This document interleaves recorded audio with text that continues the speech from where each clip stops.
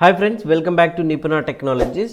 మనం లాస్ట్ క్లాస్లో టేబుల్స్ అంతా కూడా డిస్కస్ చేసుకున్నాం కదా. దానికి సంబంధించినటువంటి కొన్ని ఎక్సర్సైజెస్ అయితే మీకు ఇప్పుడు చూపిస్తాను. అవన్నీ కూడా మీరు చూసి ప్రాక్టీస్ అయితే చేయండి. మరి కొత్త వాళ్ళు మన ఛానల్లోకి ఎంటర్ అవుతున్నట్లయితే సబ్స్క్రైబ్ చేసుకొని బెల్ ఐకాన్ అయితే యాక్టివేట్ చేసుకోండి. ఈ వీడియోని చివరి వరకు చూడండి.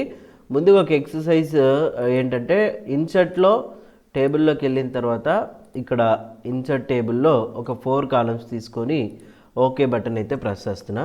ఇక్కడ వచ్చేసి చూడండి, ఎంప్లాయీ నంబర్, ఎంప్లాయీ నేమ్, తర్వాత ఇక్కడ పీరియడ్ అని టైప్ చేసిన, కింద మాత్రము ఫ్రమ్ టు అని టైప్ చేసిన. ఇక్కడేమో సో చూడండి 101. సో ఇక్కడ వచ్చేసి టెక్స్ట్ టైప్ చేస్తున్నా. తర్వాత వచ్చేసి 05/02/2099 ఇట్లా. సో మనం టెక్స్ట్ అయితే టైప్ చేసుకుంటూ పోయినాం కదా. ఇక్కడ చూస్తే మీరు ఈ సెల్ ఖాళీగా ఉంది, ఇక్కడ ఈ సెల్ ఖాళీగా ఉంది, ఈ సెల్స్ ఖాళీగా ఉన్నాయి. అప్పుడు ఏం చేయాలంటే, ఈ పీరియడ్ అనేది సెంటర్లోకి రావాలంటే ఏం చేయాలా? ఈ రెండింటిని సెలెక్ట్ చేసుకోవాలా, లేఅవుట్లోకి వెళ్ళాలి. ఏం చేయాలా? ఇక్కడ మర్జ్ సెల్స్ అని ఉంది కదా, మర్జ్ చేసేయండి. అలైన్మెంట్ సెంటర్ నొక్కండి. చూడండి, సెంటర్ అయిపోయిందా? సో తర్వాత వీటిని వర్టికల్గా 1 by 1 సెలెక్ట్ చేసుకోవాలా. మర్జ్ సెల్స్, అలైన్మెంట్, ఇక్కడ సెంటర్. సేమ్ ఇది కూడా సెలెక్ట్ చేసుకోవాలా. మర్జ్ సెల్స్, అలైన్మెంట్, సెంటర్ అనమాట. సో ఈ టెక్స్ట్ని కూడా సెలెక్ట్ చేసుకొని మీరు సెంటర్లో పెట్టేసుకున్నట్లయితే చూడండి, అవసరమైతే మీరు బోల్డ్ కూడా పెట్టుకోవచ్చు. Ctrl+B యూజ్ చేస్తే బోల్డ్ అవుతుంది. చూడండి, ఒక ఫార్మాట్ వచ్చిందా? So without any draw table మనం డైరెక్ట్గా ఎన్ని కాలమ్స్ అయితే అవసరం ఉన్నాయో అన్ని తీసుకోవాలి. సో నెక్స్ట్ ఇన్సర్ట్ టేబుల్లోకి వెళ్ళి ఇన్సర్ట్ టేబుల్లో ఇక్కడ ఒక 12 కాలమ్స్ తీసుకున్నా. ట్యాబ్ ప్రెస్ చేస్తే ఆటోమేటిక్గా మనకు రోస్ రావడం అయితే జరుగుతుంది. ఫస్ట్ రోలో స్టూడెంట్స్ మార్క్స్ లిస్ట్ అని టైప్ చేసిన.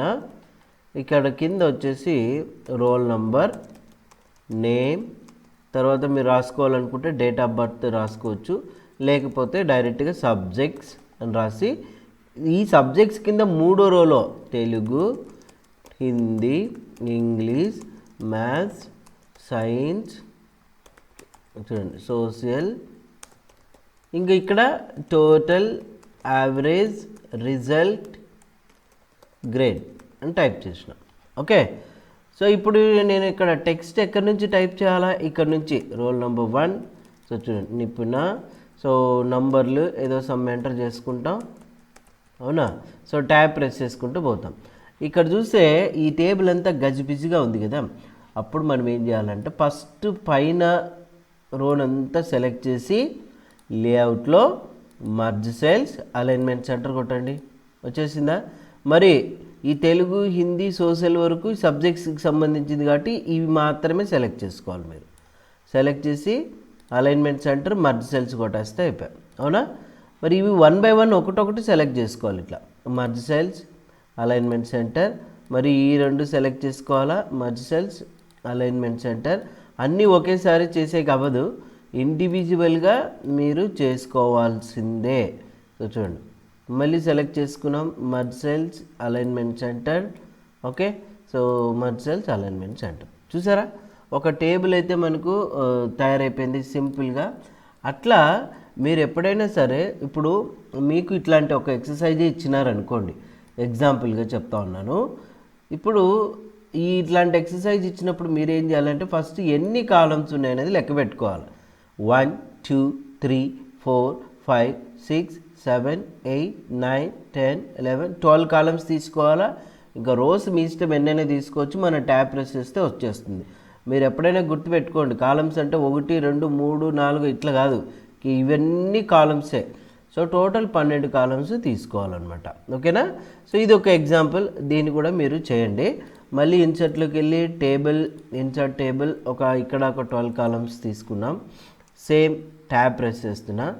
ఇక్కడ ఏం చేస్తున్నామంటే, ఎంప్లాయీ శాలరీ స్టేట్మెంట్ అంటే ఇది ఒక ఫామ్స్ అంతే, అవునా?